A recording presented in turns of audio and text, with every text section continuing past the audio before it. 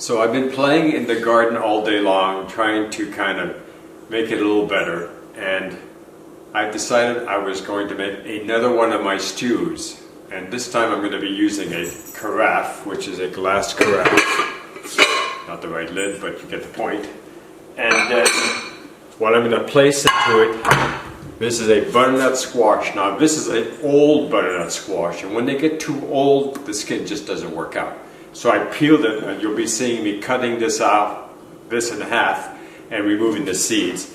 I'm also going to put in a sweet potato. You can see it's ready to be planted. That's what my wife would like to do, but we're not going to be planting a garden this year. We're going to put in ripe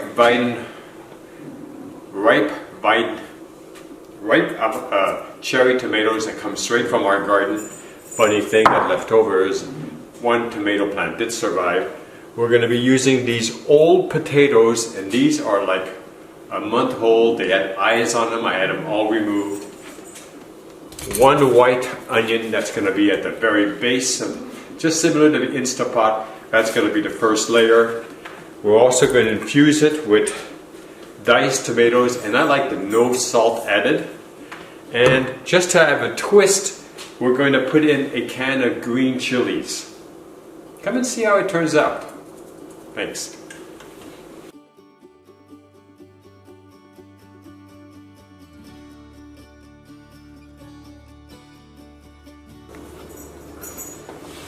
Alright, now if you don't want to cry in your onion, wet it.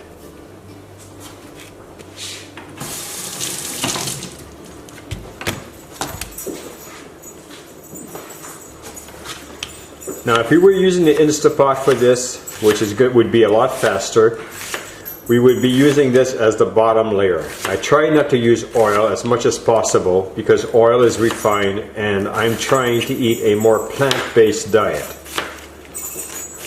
That doesn't mean I succeed all the time, but I try. So now put your onions in the bottom like this, and you're going to get one layer of onion. It doesn't have to be cut. When they start to cook, they're just going to be just delicious. As soon as you start feeling that your eyes are watering, take your onion, wash it underneath the tap, and go back to cutting. And it keeps control of your onion, prevents you from crying over what's going to happen when you cook your meal. Okay, so just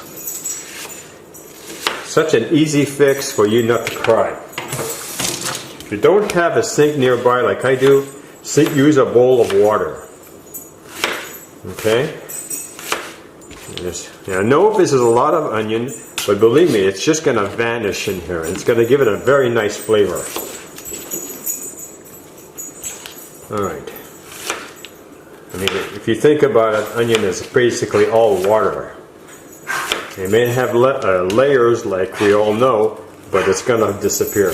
Okay, after you do that, after you fill it all out, then you can save this piece for something else. You're going to cut open your pre-peel. In other words, you went out of your way and you already peeled. And all I did is I used a vegetable slicer, and then you're going to make sure that you have all the white pieces. You don't want to add any of the white coming out. Like you see this strip here? Take that off. That's just a piece of the skin that hasn't been removed yet. Okay, now you would only do this on a very old butter squash. When the butter squash gets too old, that's a way to still be able to eat it. You're not losing that much. See, I'm using my copper knife here that I got for the 99-cent store. But you can use any knife you want. I just like using this knife. Alright, now the seeds are going to be kind of like this. So what you're going to do, you're not going to collect these seeds. You're not even going to eat these seeds because this is a very, very old butter squash. It's over a month old. I bought it a long time ago, and I just hadn't gotten a chance to get to it at all. We're going to see what it looks like over the sink. So, pulling out these guys here. Now, some people still use the seeds in this condition, but I don't. When it's old and the seeds kind of depleted, that means they don't have as much water into them. They're not puffy. They don't taste good. So I just don't use them at all. Now to get the outsides, you need to use a spoon. What I use is I try to use like a grapefruit spoon or a spoon that's like this, and I just scrape the inside off because I don't like the filament that the seeds were surrounded, that layer. And I'm just scraping it out. But if you like that, leave it in. I mean, this is all personal preference. Okay?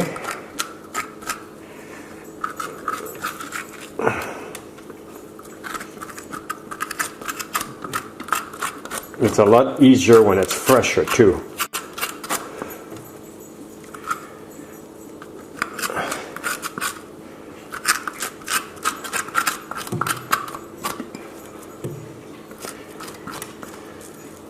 Okay, now from here, you're going to bring back your casserole dish.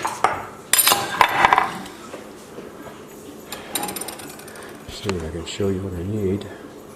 You see, I have the casserole dish right now. What you're going to do is you're going to cut apart your butternut squash and you're going to put it inside your casserole dish. Now, if it's in smaller pieces, it's going to do a lot better. It's going to cook a lot faster. But if you have big pieces, of course, it's going to take longer.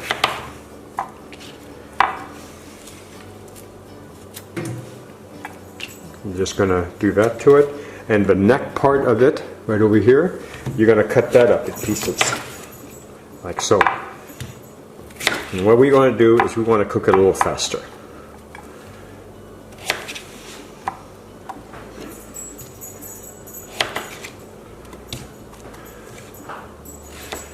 And the other thing you could do is just cut it smaller on the neck, like this.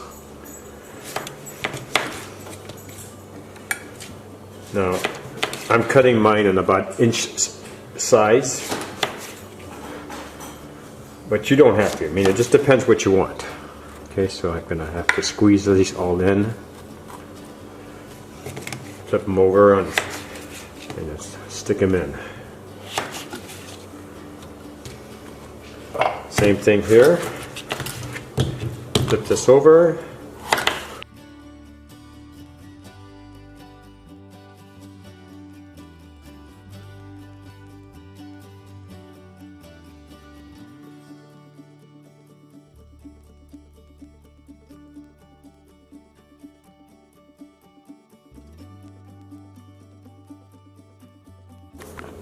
Okay, so don't forget to turn your oven to 350 degrees. Linda's going to do that for me while I finish chopping this.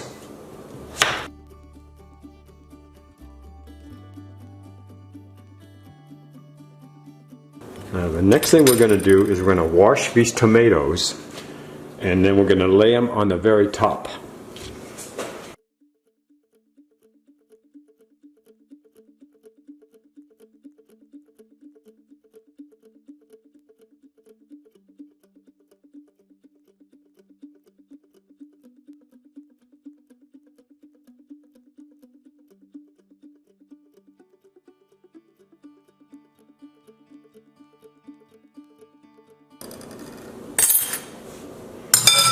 Now we're not going to be able to put the sweet potato in, so what we're going to do is we're going to cut off the ends. We could actually plant this, but I think it needs more than that.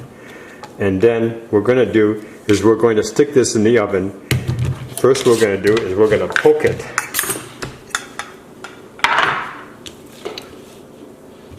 with a knife, with a fork, so that it also doesn't blow up and make a big mess. Then what we're going to do is we're going to peel these guys here. Actually, it would be even faster. These have already been washed. We're going to put them in aluminum foil and just stick them in the oven. So here's the aluminum foil. Way too big a piece. And just take a piece like this. Get some scissors.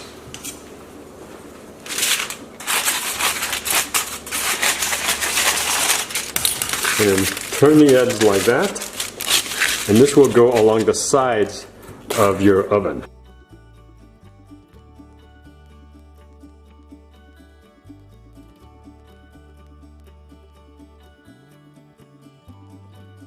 So what we're going to do next, we forgot to poke them. You're going to poke it right through the aluminum foil. You only need one hole. It's not going to hurt anything. You're going to be playing this, putting this on a baking pan along with this one. So let me show you that next. This is a Crafton pan that's been siliconized, brand new.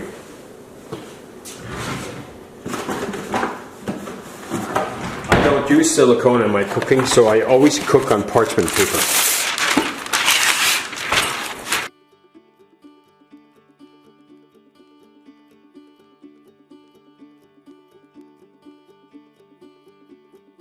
To finish this off, the next thing we're doing is we're going to put in the chilies. Now, if you had fresh chilies from the market, use those. You can smell the aroma from the chili can. Just wonderful flavor. Just pour it on the top like this.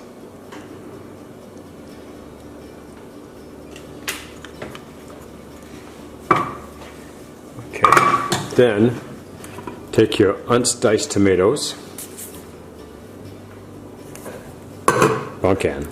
unsliced tomatoes, and open it up.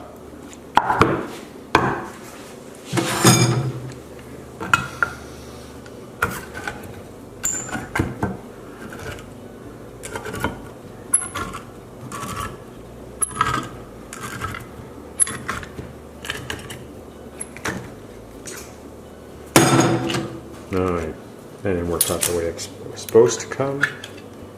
Okay, and then pour it over the top. Now, salt content. We all need to think about that.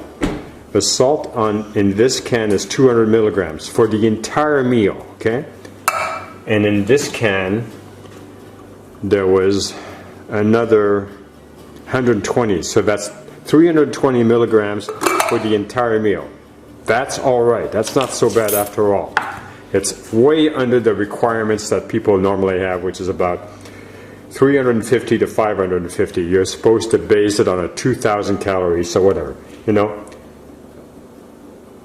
these are the things that you have to decide. Now, I am going to put more salt on.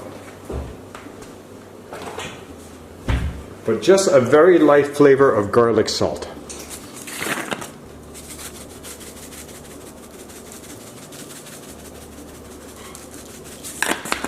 Alright, and that's it.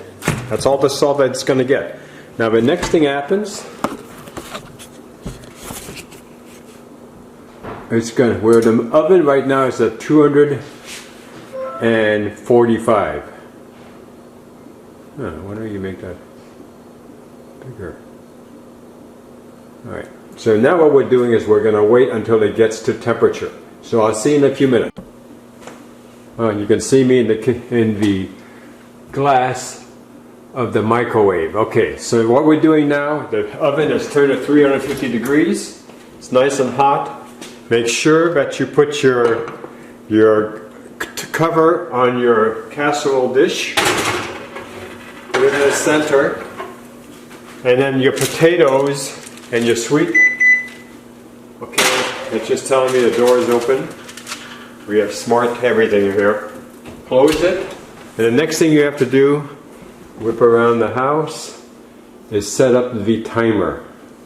You're going to set the timer for 45 minutes, but depending how strong your oven is, you may need to set the timer for a lot less. So we're going to make it for 45 minutes. Timer, 45, start. And that's it. Alright, so we'll see you in a little bit and I'll show you what it looks like. Okay, so what happened is 45 minutes went by. I checked the squash. It's just simply hard. So I added a can of V8 so that it would cook in the juices. So I'm hoping that works. I'm going to extend the clock for another 45 minutes. That's going to be a combined cooking time of an hour and a half. And we'll see. Hopefully it'll work out. Some meals just turn out that way. Usually this squash cooks in the oven in 45 minutes. It's not surrounded by other vegetables and it just does fine. But mixed in with a casserole dish, it took a lot longer than I estimated. Alright, so the timer just went off.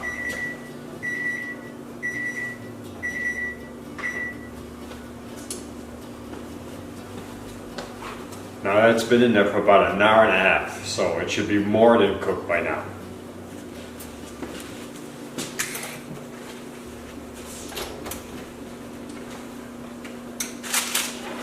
Now you can tell the potato is ready because the sweet potato, you can see, is leaked all over the bottom. So you know that these are ready.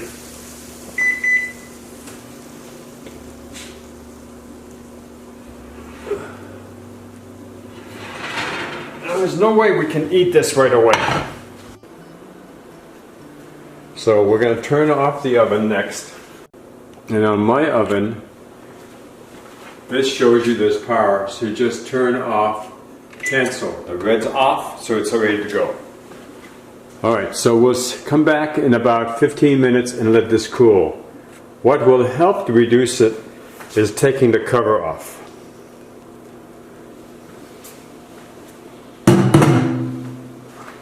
Now let's just check it. Yes, it's perfect. Goes down in the fork very easily. Alright, so this is ready to eat. The potato, I can tell you it's ready to eat too. Let's move this to the side.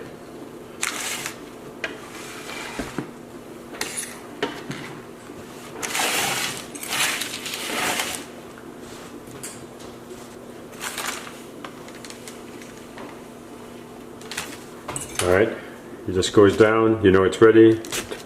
All of these are ready. I'll be using these potatoes here and other meals throughout the week. I can have one a day, and that way I can get some starch on hand. I love to eat these when they're cold, so I'll probably let this one cool down in the refrigerator, and then I'll be able to do what I need. This over here, this meal, I'm going to pour some out of the bowl right now to test it out. I'm using a serrated spoon so I can leave the liquid in it. Oh, it's really hot.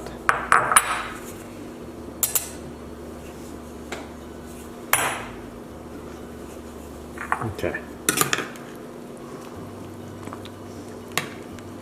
I'll take some of the pepper and a lot of some of the tomatoes in, some of the diced tomatoes. Okay. And I'm going to put some juice in it. Now, you can't put this in plastic bags, even though they're food grade. It's way too hot, it will melt the bag. But what you can do is you can put it in a much larger container, get it out of this casserole dish, and let it cool. Okay? This just came out of the oven, and it is extremely hot. But I can tell you that these are ready to eat.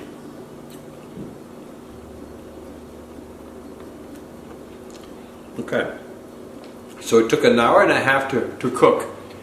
With the onion base on the bottom, you can actually taste the onion on inside of the butternut squash.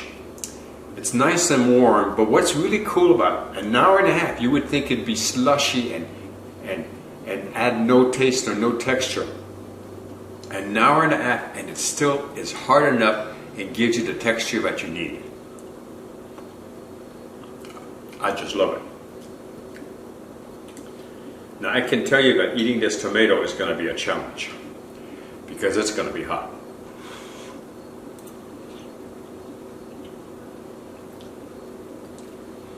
It was hot, but it was good. And here I can see a little bit of the onion.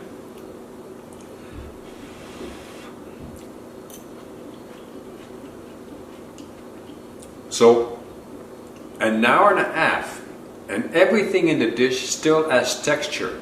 I think that's part of the reason, a good way to be able, if you like texture, you want to make sure your food is well cooked, you can use this technique rather than baking in the oven. Put it in a casserole dish, and it retains the heat.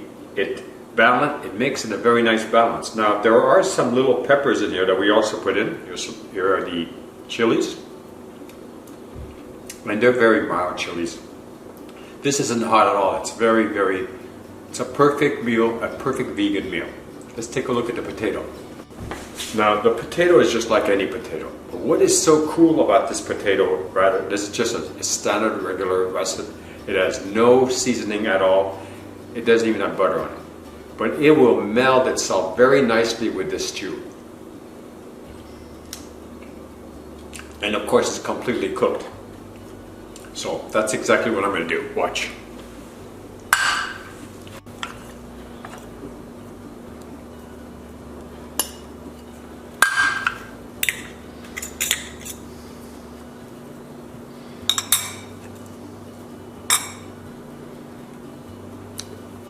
So now what I've done is I've got the completed meal.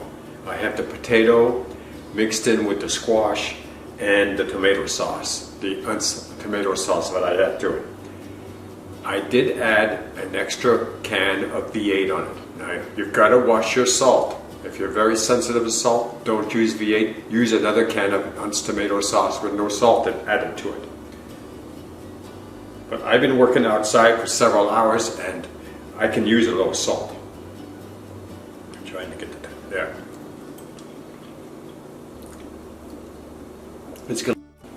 It was definitely worth waiting an hour and a half for it. There's nothing like fresh vegetables to add to your diet.